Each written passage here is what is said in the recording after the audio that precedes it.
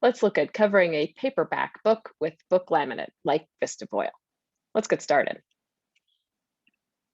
The first thing you'll need are your supplies and tools.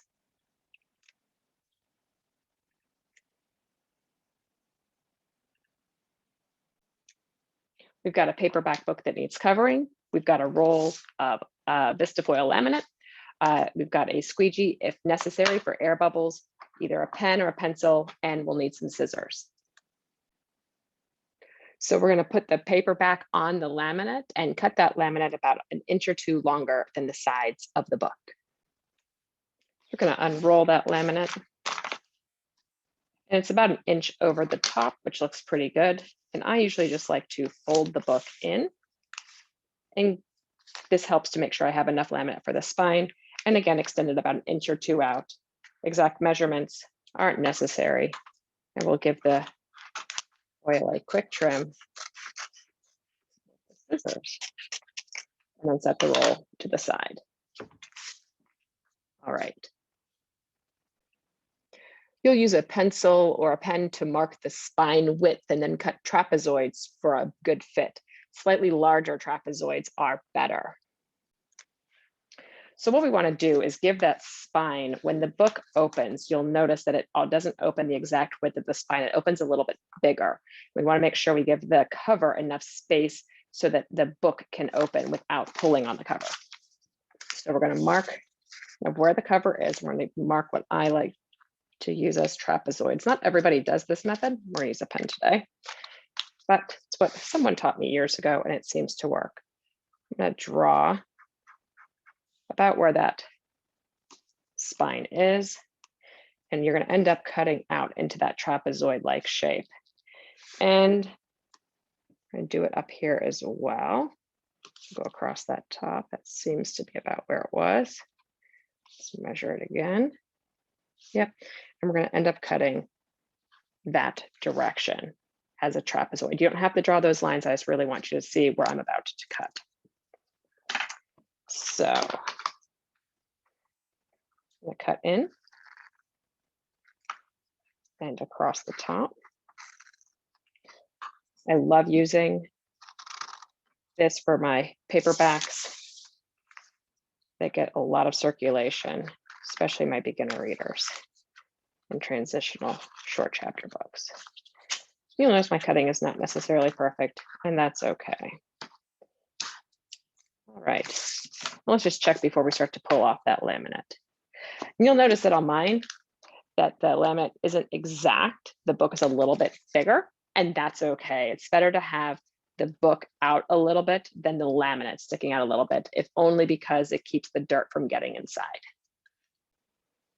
We're going to peel off that paper backing and start covering with the spine. So this particular roll doesn't have one of those strips. Sometimes they do, where you can just pull off part of it to get started. Mine, you have to pull off the whole piece, and that's okay. I'm going to pull the whole thing off.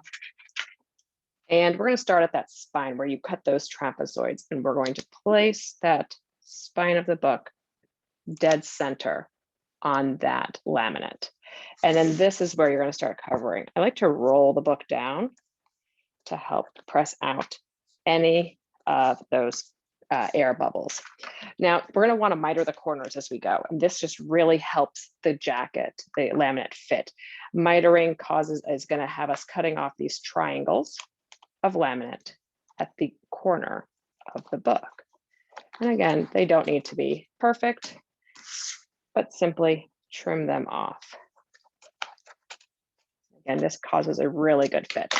So we're going to just miter the one side. I'm going to show you what we're going to do with that, because now we're going to start wrapping it. Usually do this one edge first. I'm kind of holding that book up as best I can.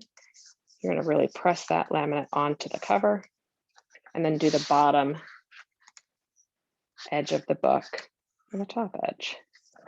See if we can get it without making it stick to the back. Luckily, it's a little bit forgiving. Top edge. And then we're going to flip over and do that same thing. I'm going to kind of see if I You can get that cover on there with not too many air bubbles. And again, if you've got that squeegee or a pair of scissors, or even you can re-lift that cover up. It is forgiving for a little bit.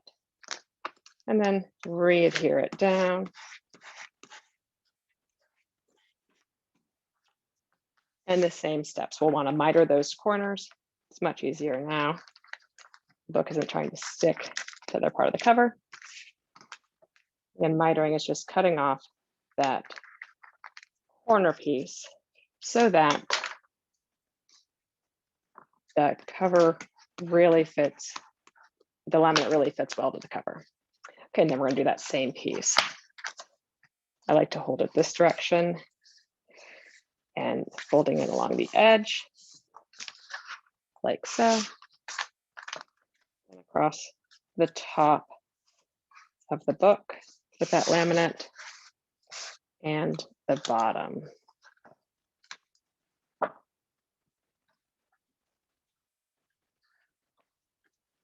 Okay. If you've got any air bubbles, this is a good time where you could get that squeegee and squeegee them out. Doesn't necessarily need it. This one actually looks pretty good to go. And this book is now ready for reader. Thanks for watching and learning how to cover a paperback book using book laminate.